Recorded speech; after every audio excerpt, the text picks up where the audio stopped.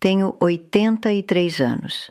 Minha filha ligou semana passada e disse: Mãe, a gente precisa conversar sobre sua situação de moradia. Eu sabia o que isso significava. Ela estava rodeando o assunto há meses. Casa de repouso, uma instituição, algum lugar onde eu estaria segura. Meu nome é Margarida e preciso te contar o que aprendi sobre envelhecer e precisar de ajuda. Porque as escolhas de que todo mundo fala, morar com a família, contratar cuidadores, ir para uma instituição, não são as únicas opções. E às vezes nem são as boas opções. Se você é mais jovem que eu, talvez esteja pensando nisso para seus pais. Se você tem a minha idade, provavelmente está pensando nisso para si mesmo.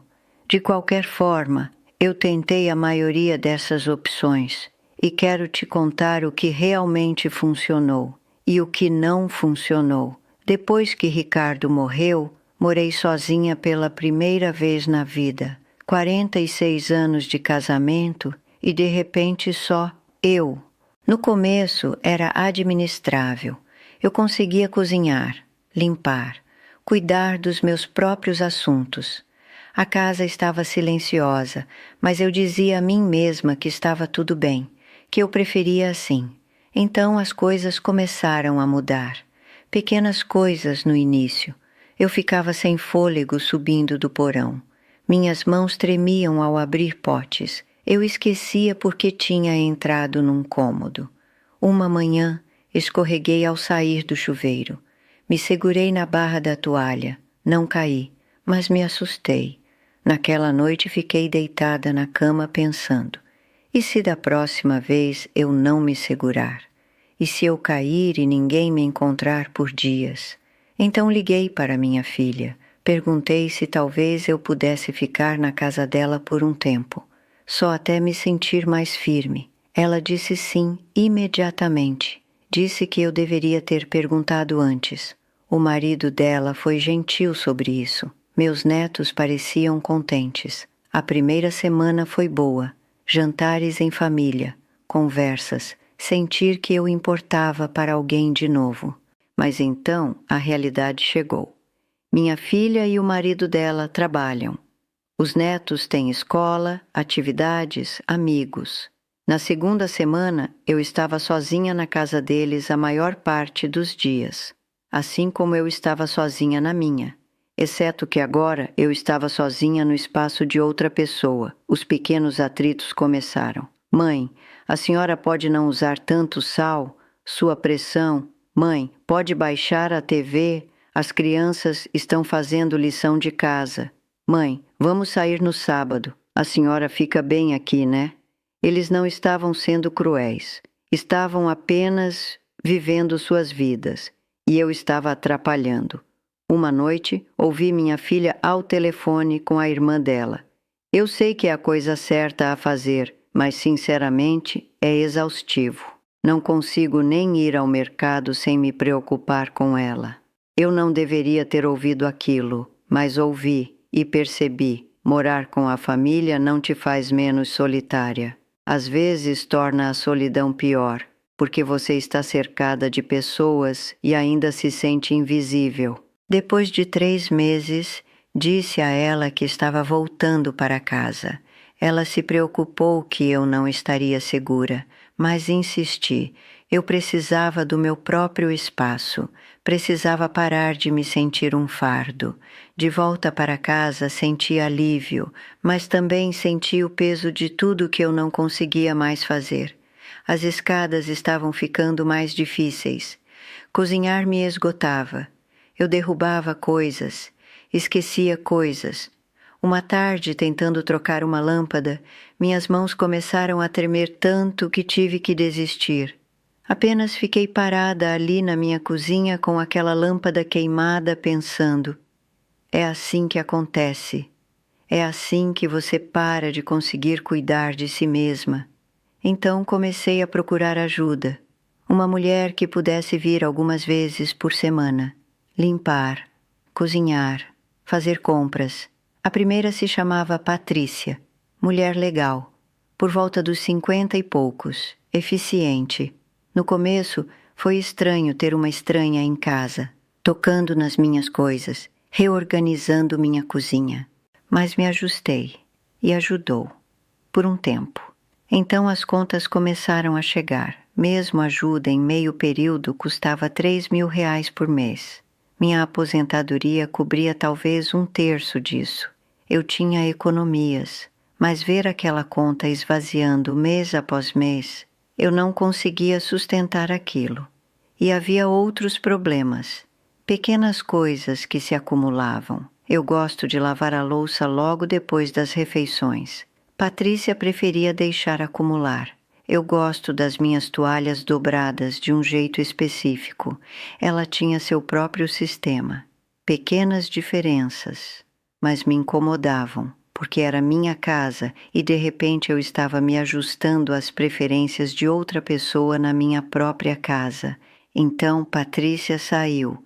Emergência familiar. Não podia voltar.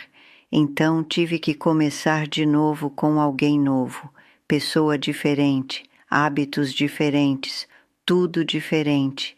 A terceira durou 1 mês, a quarta 2 semanas. Toda vez que alguém novo entrava pela minha porta, eu tinha que explicar tudo de novo, onde as coisas ficavam, o que eu precisava. Como eu gostava que as coisas fossem feitas. Eu estava exausta e ainda gastando dinheiro que não podia gastar. Então cancelei o serviço. Agora eu estava sem opções. Ou assim eu pensava. Minha filha encontrou um lugar, casa de repouso a uns 20 minutos de distância. R$ 3.000 por mês. Limpo. Boa reputação.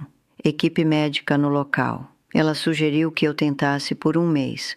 Só para ver, mãe. Concordei. Principalmente porque estava cansada de tentar resolver sozinha. O dia em que me mudei foi estranho, como fazer check-in num hotel. Exceto que eu não ia embora.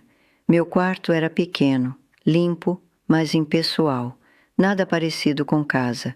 Os primeiros dias não foram terríveis. Conheci outros residentes. Jogamos cartas, fizemos refeições juntos. A comida era decente. Mas no final da primeira semana comecei a me sentir presa. Acordar às 6h30, café da manhã às 7h30, almoço ao meio-dia, jantar às 5. Nunca jantei às 5 da tarde na minha vida, mas era quando eles serviam. Gosto de ler tarde da noite, sempre gostei, mas às 9 as luzes do corredor diminuíam. Se vissem luz embaixo da minha porta, alguém batia. Dona Margarida, está na hora de dormir. Hora de dormir. Tenho 83 anos.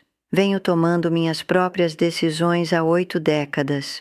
E agora uma estranha está me dizendo quando ir para a cama. Uma noite quis caminhar lá fora. Era uma noite linda, ar fresco, céu limpo. Fui em direção à porta. Uma funcionária me parou. Dona Margarida, o horário externo terminou às 7. Política de segurança. Política de segurança. Essas 2 palavras se tornaram minha prisão. A pior parte, eu nem estava tão doente assim. Eu conseguia andar, pensar claramente, cuidar de mim mesma. Mas ali estava eu, vivendo como se tivesse perdido toda a independência. Depois de 3 semanas, liguei para minha filha. Disse que estava saindo. Mãe, a senhora disse que ia tentar por 1 mês. Isso não é viver. Prefiro me esforçar em casa do que estar confortável numa gaiola. No dia em que saí, o sol parecia mais brilhante. O ar parecia mais fresco. Eu estava livre de novo, mas de volta para casa ainda tinha os mesmos problemas. Ainda não conseguia administrar tudo sozinha. Ainda ficava cansada. Ainda derrubava coisas, ainda me sentia assustada às vezes. Eu tinha tentado tudo, família, cuidadores, uma instituição, nada funcionou. Por alguns dias apenas sentei, observei a vizinhança da minha janela, tentei descobrir o que fazer em seguida. Então, uma tarde, estava caminhando até o mercadinho da esquina, não o grande, esse é longe demais agora. apenas o lugarzinho a 3 quadras de distância. Passei pela minha vizinha Sara. Ela mora 2 portas adiante. Mulher jovem, talvez 40 anos, sempre parece estressada. Ela estava ao telefone, andando de um lado para o outro. Não posso sair mais cedo do trabalho de novo, Tom. Meu chefe já falou alguma coisa semana passada. Ela desligou. Parecia que ia chorar. Eu conhecia a situação dela, mãe solteira, trabalha em tempo integral. A filha dela tem talvez 7 ou 8 anos. Sem pensar muito, me aproximei. Com licença, Sara, né? Se você precisar de alguém para buscar sua filha na escola, eu passo por lá todo dia mesmo. Ela pareceu surpresa. Ah, não posso pedir isso para a senhora.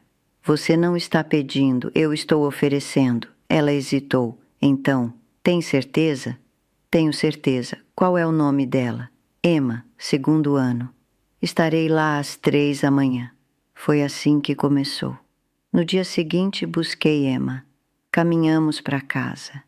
Ela tagarelou o caminho todo sobre a professora, os amigos, um projeto que estava fazendo. Quando Sara chegou em casa às 5, bateu na minha porta com um prato de comida. Fiz a mais.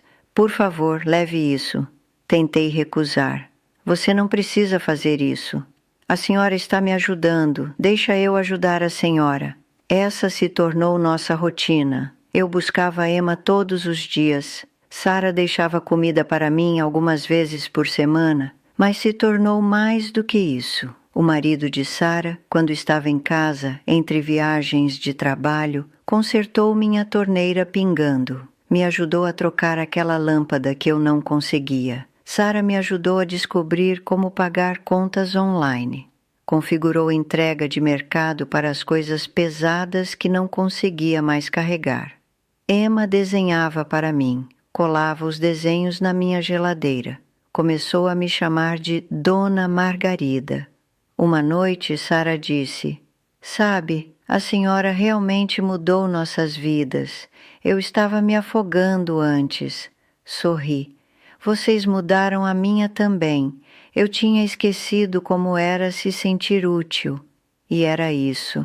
Essa era a coisa que estava faltando. Eu não precisava de alguém para cuidar de mim. Eu precisava ainda importar, ainda ter algo para dar. Agora, não estou dizendo que essa é a solução para todo mundo. Sua situação pode ser diferente. Talvez você esteja mais doente do que eu. Talvez morar com a família realmente funcione para você. Mas aqui está o que aprendi. Você não precisa escolher entre total independência e total dependência. Há espaço entre os dois. Você pode aceitar ajuda sem desistir do controle. Você pode contribuir sem se esgotar. Comunidade importa mais do que dinheiro. Gastei milhares com cuidadores e ainda me sentia sozinha. Agora gasto quase nada e me sinto mais conectada do que estive em anos, porque dinheiro compra serviços, mas não compra relacionamentos. Sara não me ajuda porque estou pagando a ela. Ela ajuda porque eu ajudo ela. Isso é diferente. Eu ainda tenho algo valioso para oferecer. Tenho tempo, tenho experiência. Posso levar uma criança da escola para casa. Posso ouvir quando alguém precisa conversar. Idade não te faz inútil. Apenas muda o que você tem para oferecer. Tenho 83 anos, moro sozinha, mas não estou solitária e não estou esperando pelo dia em que não conseguirei mais. Estou vivendo agora, hoje, nos meus termos. Talvez um dia eu precise de mais ajuda. Talvez acabe numa instituição afinal, mas por enquanto estou aqui, ainda útil, ainda conectada, ainda eu mesma. Sou grata por esse arranjo, por Sara e Emma, por vizinhos que se importam, por ainda ter algo para dar. Sou grata por não ter desistido depois de tentar as opções tradicionais, por ter continuado procurando algo que realmente se encaixasse na minha vida. Obrigada por sentar comigo, por ouvir uma velha senhora descobrindo como envelhecer sem desaparecer. Se você quiser sentar comigo de novo, estarei aqui, ainda descobrindo, ainda encontrando o meu caminho. Cuide-se, seja lá como isso pareça para você.